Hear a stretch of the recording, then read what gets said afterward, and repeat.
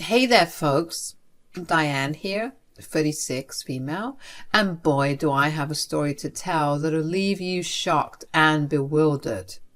Now, before we dive into the juicy details, let me make one thing clear. I love my husband and my life, but let's be honest, not everything's been sunshine and rainbows in my little corner of the world. Oh no, far from it. I've had quite a roller coaster of a relationship with my in-laws, Vanessa and Paul. Now, I'm not one to throw around accusations without some evidence to back them up. So let me give you a bit of context. You see, I'm a black woman who dared to marry into a white family, and let's just say my in-laws weren't exactly thrilled about it. The microaggressions, the racial insensitivities, and the downright rude behavior were all part of the package deal, apparently. Now, I don't need to explain to anyone the reservations that Vanessa and Paul might have had, considering America's complicated history, and they were two rich, white, populous Southern individuals. I'm sure you can see how that might have put me at a disadvantage. But here's the thing. I've tried. Lord knows I've tried to be kind, understanding, and approachable to these people. I've extended olive branches left and right, but they just kept chopping them down like lumberjacks on a mission. Cameron, my wonderful husband, bless his heart, would do his best to stand up for me. He'd yell at his parents, urging them to do better, be better, and for a moment they'd promise to change. They'd say all the right things, make all the right noises, and we'd think maybe, just maybe, things were looking up. But alas, my friends, hope can be a fickle mistress. No matter how many times we had these heart-to-heart talks, they would always revert to their old ways. Their racist reservations and torments against yours truly were ceaseless. It was like Groundhog Day, but instead of reliving a single day, it was reliving years of the same old song and dance. You might be thinking, Diane, why on earth did you tolerate all this craziness? Well, love has a funny way of blinding us to certain things, and I was head over heels for Cameron. I foolishly believed that as long as things were good between him and me, I didn't need to worry about winning his parents' approval. But there comes a time when you realize you've had enough, and that time was quickly approaching for me. So let me take you back to a particular event that would turn the tide and leave a lasting impact on all of us. One day I was sitting in the living room, adding the final touches to mine and Cameron's 10th wedding anniversary vacation celebration. We were planning to bask in the sun-drenched beaches of Hawaii, the place where we first embarked on our honeymoon adventure.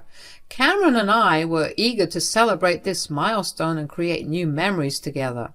As I was in the middle of planning, I was getting an incoming call from Vanessa. Hello. Oh, Diane, my dear, it's so good to hear your voice. I hope you're doing well. Now, let me tell you folks, the sound of Vanessa's voice being enthusiastic and kind was like spotting a unicorn in a concrete jungle. It just didn't happen. So naturally, I was suspicious. Vanessa, what can I do for you? Well, Paul and I have been thinking about it for some time. We want to throw you a surprise wedding anniversary celebration for you guys. Surprise? Why are you telling me then? Oh, it's part of our plan. You see, Paul and I are going on a book tour for our memoir, and we thought this celebration would generate some positive press. Ah, of course, the perfect opportunity for you to get some attention. How thoughtful. Diane, darling, we just want to show our love and support for you two. It's an important milestone after all, and Paul and I would also benefit from this. It's a win for everybody. Why aren't you happy? Forget it, Vanessa. Guess I can't fight this. But if it's supposed to be a surprise, why are you spoiling it for me? Well, we thought it would be best if you were aware. You know, in case there are any preferences or details you'd like to discuss beforehand, we want to make sure that you and Cameron are comfortable. Preferences? Details? Vanessa, Please spare me. We both know that this is about control, not consideration. That's not true, Diane. We genuinely want to make this a special celebration for you and Cameron. Paul and I also wanted to express some potential concerns with this arrangement. Yes? Please make sure that you're on your best behavior. None of that ghetto talk that you engage in. Excuse me? This is going to be a big event, Diane. More than 250 people are going to be there, promoters and publishers. I even managed to get several socialites to come to this event, so you better not blow it for us. What do you mean by ghetto talk? You know, that language that you and your people engage in. It's not proper English, so please make sure you address that. I'm hanging up the call now. What? Why? Wait, we have to discuss. I stormed into the bedroom, my heart racing and my blood boiling with anger. I found Cameron sitting on our favorite armchair, engrossed in a book, oblivious to the storm that was about to hit him. Cameron, you won't believe what just happened. Your mother had the audacity to insult me on the phone. What? What did she say? She had the nerve to tell me I shouldn't speak in that ghetto language. Can you believe it? That's disgusting. I'm so sorry, Diane. You don't deserve to be treated like this. I'm tired, Cameron. I'm tired of constantly fighting, of trying to explain, of being the bigger person. It's exhausting, and what hurts even more is that you know how toxic they are. Yet you still insist on keeping them in our lives. Diane, I love you, but they're my parents, and as much as they're being awful, I can't just cut them off completely. That's what you said 5 years ago. Do you remember? Of course I remember. We almost broke up because of this. How could I forget? You see, folks, 5 years ago, Cameron and I were on the brink of divorce. Shocking, I know. And you'll never guess the reason. It was because of his parents. Surprising, I know. I had had enough, and I told Cameron that he should cut his parents off completely so that we could live in peace, but he was quite conflicted. I guess it's not rocket science to understand why. I mean, they're his parents, but I simply couldn't understand why he was still holding on to them. Yes, they were his parents, but why keep such toxic people in your life? Blood isn't always thicker than water. Anyways, the arguing escalated and we almost got divorced. Seriously, I even got the divorce papers, but we managed to overcome it.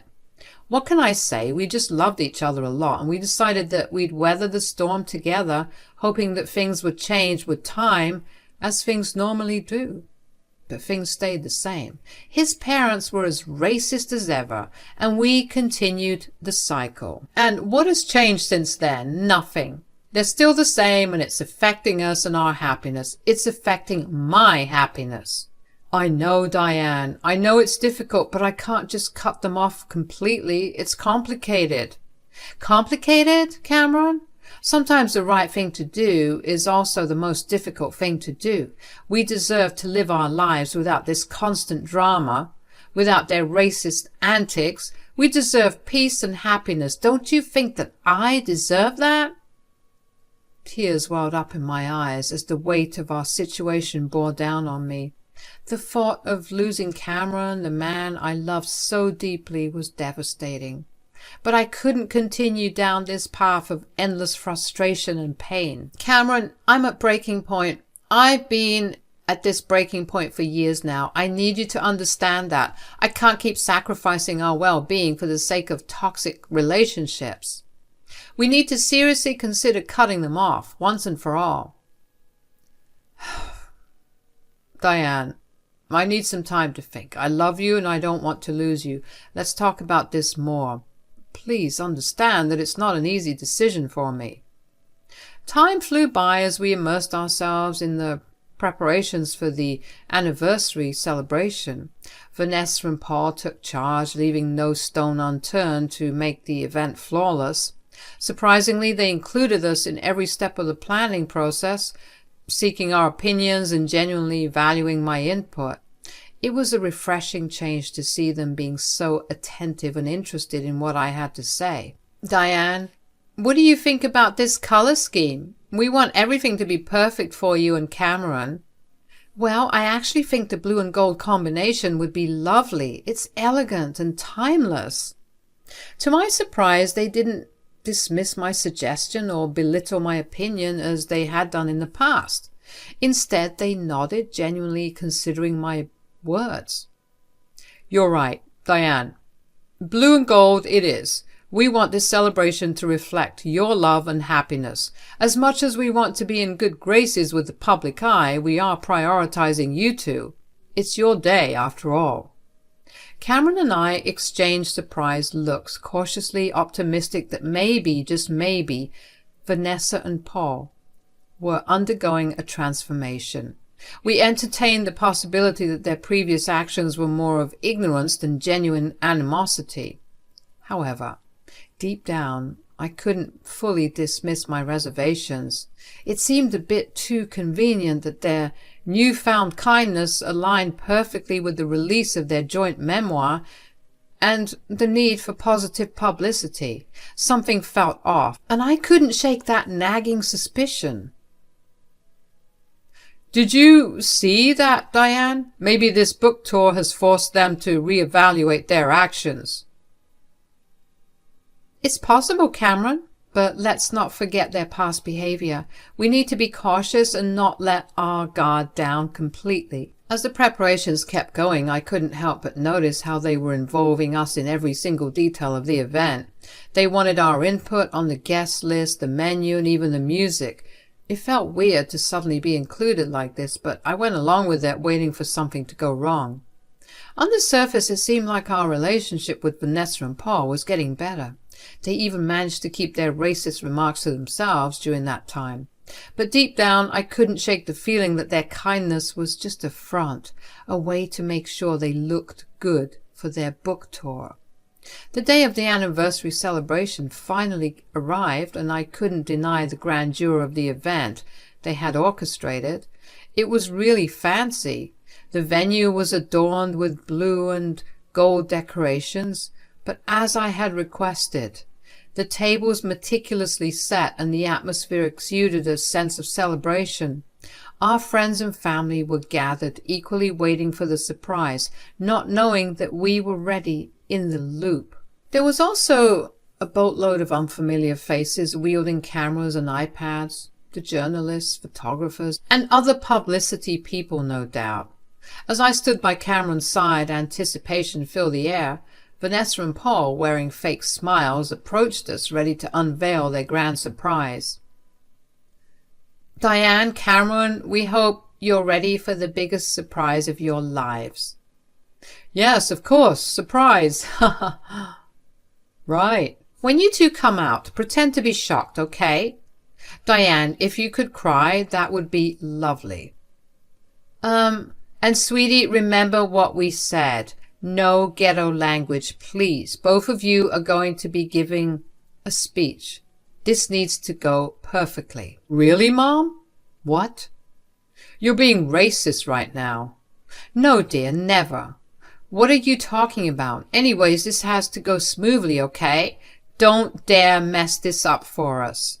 There it was. I knew that Vanessa couldn't play nice for more than a week. Her mask began to slip and she was being as pissy as ever. Looking at Cameron like I told you so.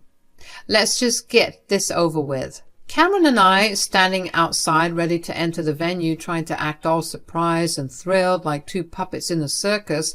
The emotions were all over the place and I could feel the tears welling up, realizing that this wasn't the line I had signed up for. But hey, we had a show to put on, right? So I steeled myself and went along with it. As we stepped through the doors, the room erupted with applause and cheers like we were some kind of celebrity duo. And there they were, Paul and Vanessa, grinning like Cheshire cats, ready to welcome us to the stage. Diane, Cameron, welcome to your 10th wedding anniversary celebration. Surprise! Joining in the act, we wanted to show our undying love and support for your blissful journey together. Congrats. Oh, come on, people. You can cheer louder than that. Let's welcome the lovely couple with a roaring amount of support. The crowd erupted louder, and Cameron and I made our way to the podium where his parents stood. Cameron, bless his heart, looked genuinely surprised as he hugged his parents, playing his part like a seasoned actor. The crowd ate it up, clapping and cheering as if we were the stars of a reality TV show. Little did they know the show was about to take an unexpected turn. Vanessa began speaking to the crowd, ready to continue the charade, when I had a sudden epiphany. This was my moment to seize control, to let my voice be heard amidst a sea of phony smiles and hidden agendas. I wasn't about to let this opportunity slip through my fingers. And now, let's hear a few words from the queen of the event, Diane. Thanks everyone for showing up tonight. It's quite the turnout, I must say. Whispers started to spread through the crowd, praising the benevolence of Paul and Vanessa.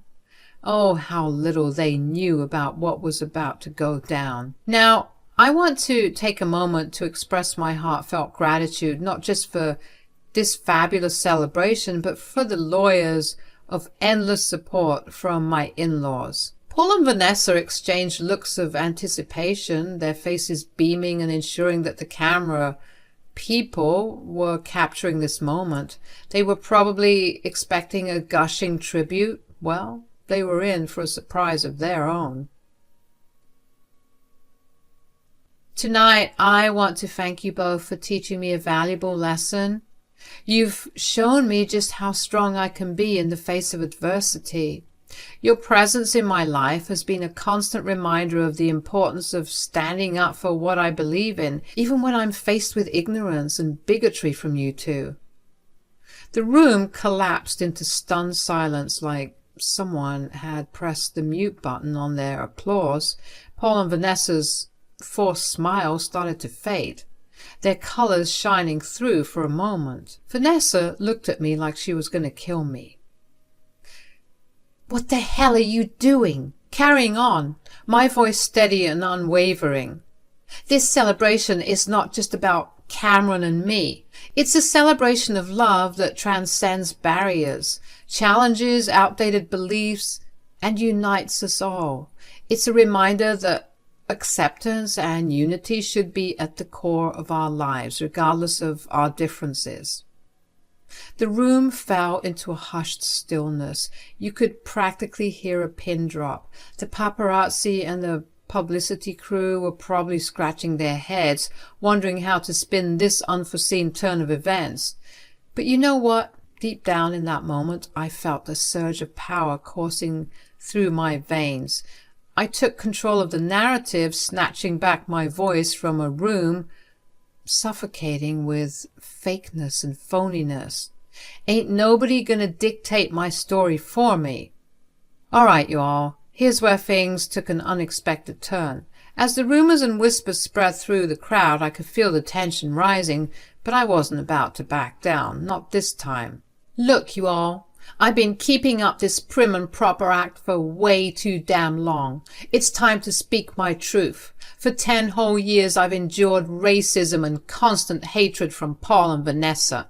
They aren't the positive and progressive couple you think they are. They're awful human beings, exact replicas of their ancestors. The crowd erupted into a symphony of mutters and gasps like a chorus of disapproval and disbelief. But I held my ground, refusing to be silenced. Just as I was about to drop some more truth bombs, Paul tried to snatch the microphone from my hand, but I was quick, holding on to it with a grip as strong as my resolve. And you know what? This entire thing is a lie. Yep, you heard it right. Both Cameron and I knew about this surprise the whole time. Vanessa and Paul orchestrated this whole thing for their upcoming book tour, hoping to get in good graces with the public. The gasps and murmurs escalated, leaving Paul and Vanessa stunned and immobile, not believing what was happening. Cameron was just as shocked as his parents, but he also looked somewhat impressed. Vanessa and Paul want to act all nice and lovely, throw in this so-called celebration for Cameron and me. But let me set the record straight, you all. These two right here, they are the most racist, downright despicable folks I've ever come across. I have been putting up with their crap for a whole damn decade, but I ain't about to tolerate it for a second longer. The room erupted in more gasps, blending with whispers that echoed throughout. The photographers clicked their cameras, capturing every moment of the unfolding drama.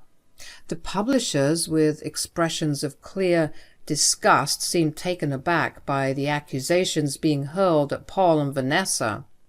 The truth was being exposed, and it wasn't a pretty sight. I continued to expose Vanessa and Paul, sharing numerous examples of how they had mistreated and abused me.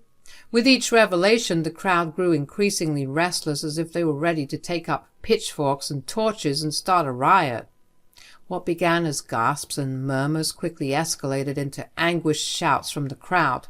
I noticed my friends and family members among the loudest voices, fully aware that what I had endured was completely unacceptable. Let me make one thing clear.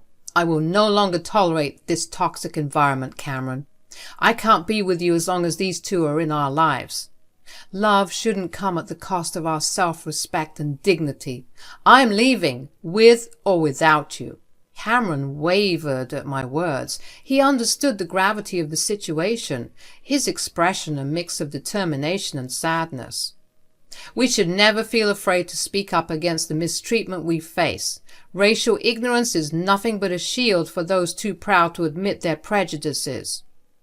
Just at that moment, Vanessa did something that made everyone jump out of their skin. The heifer lunged at me. Could you believe it? Luckily, I narrowly avoided it, and because of the force she came at me with, she almost fell off the stage. The room was now filled with hooting and hollering. Let me tell you, the people were not pleased. The tension hung thick in the air as Vanessa shouted, "You will pay for this, Diane!" Ignoring Vanessa's empty threats, I composed myself and addressed the crowd once again. "I've said what I needed to say. You all know the truth now. I'm done with this crap." And with that, I dropped the mic and I began to make my way out of the venue. As I was walking down the aisle, I was cheered at, with people commending me for my strength. I didn't feel like going home at the time, and as my friends emerged from the venue not long afterward, I decided to stay with them for the time being, knowing that if I went home, it would be a battlefield. All right, let me fill you in on what went down after that intense showdown. I decided to stick with my loyal friends as things started heating up, and let me tell you, it was one fiery storm. As we rode away from that eventful night, I couldn't help but notice social media exploding with videos and posts about the whole ordeal. People were sharing clips of Vanessa almost taking a tumble, and me standing strong, speaking my truth. The internet was buzzing, and it felt like I was finally able to put this whole mess to rest. I had zero intention of ever crossing paths with Paul or Vanessa again. A few days later, Cameron dropped a bombshell on me that shook me to my core. Turns out his parents had to pull their books from the shelves because of the relentless backlash and negative press. Can you believe it? Now they were scrambling, trying to salvage their reputation by issuing public apologies. But you know what? Nobody was buying it. Paul and Vanessa were officially cancelled. Cameron had a change of heart too. He finally realized that he hadn't been the best husband to me. He confessed that he was ready to cut his parents off from his life and our home, and in that moment he asked me to come back home. He wanted us to rebuild our lives together, free from the toxic grip of his parents. Now, I'm not one to forget the pain and hurt easily, but I believed Cameron. So after a lot of thinking and soul-searching, I made the decision to return home. We knew we had a lot of healing and rebuilding to do, but we were ready to face it together, stronger than ever.